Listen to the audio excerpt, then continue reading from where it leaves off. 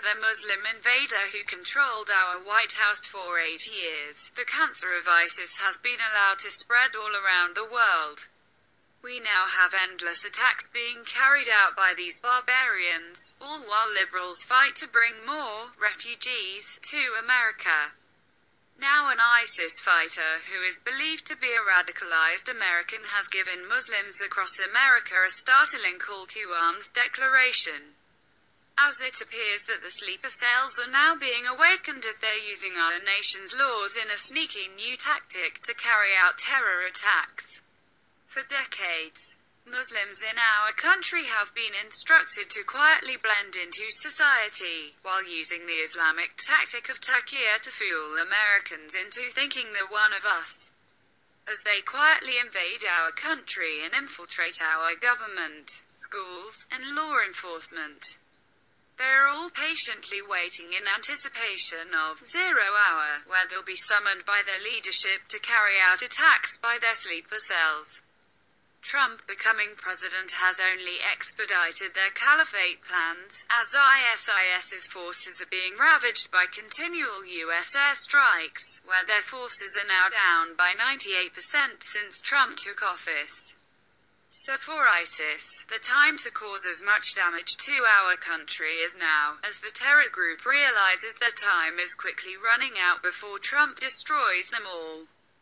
In a chilling propaganda video made by a one-legged ISIS leader with an American accent, he tells all Muslims in America to take advantage of our gun laws and begin stockpiling weapons to carry out attacks on Americans. The Daily Mail reported, a one-legged ISIS fighter with an American accent has condemned President Donald Trump and called on Muslims to take advantage of the gun laws in the US to carry out attacks. The fighter appeared in a propaganda video released on Wednesday saying Trump's war on Islam was making the US more vulnerable to terror attacks and would help fuel support globally. Using the name Abu Saleh al-Amriki, the fighter wore khaki fatigues and had a gun strapped to him as he condemned President Trump for playing up a clash of civilizations. He then took shots directly at President Trump, calling him a racist and a dog of Rome, as the fire walked through the ruins of bomb attacks in the Middle East. Speaking in what sounds like a New York City accent.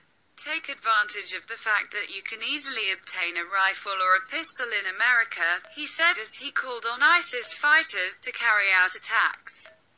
Spray the kafir infidels with bullets so that their fear of the Muslims rises and they continue to reveal their hatred towards Islam.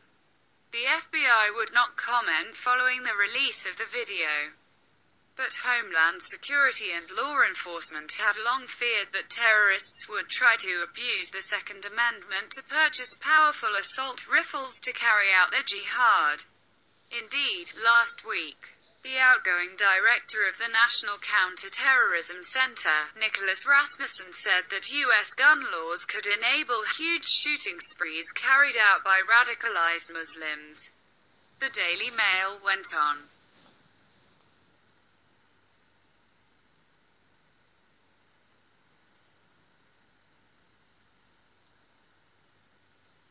We find ourselves in a more dangerous situation because our population of violent extremists has no difficulty gaining access to weapons that are quite lethal. Rasmussen stated, "I wish that weren't so." This week it was reported that ISIS has lost 98% of their territory since Trump took office, as he's literally bombing them into oblivion. As he releases Mad Dog Mattis loose on these third world country scum. Obama was instrumental in protecting ISIS, as he changed the rules of engagement, making it impossible for our military to do their damn jobs. Fox News reported, ISIS has lost 98% of the territory it once held, with half of the terror group's so-called caliphate having been recaptured since President Trump took office less than a year ago, U.S. military officials said Tuesday. The massive gains come after years of onerous rules. When critics say the Obama administration micromanaged the war and shunned a more intensive air strategy that could have ended the conflict much sooner. The rules of engagement under the Obama administration were onerous. I mean, what are we doing having individual target determination being conducted in the White House?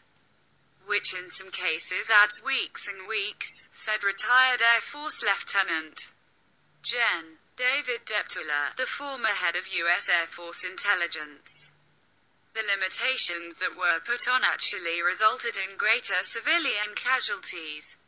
As Trump continues to barbecue ISIS terrorists, we must be more vigilant than ever.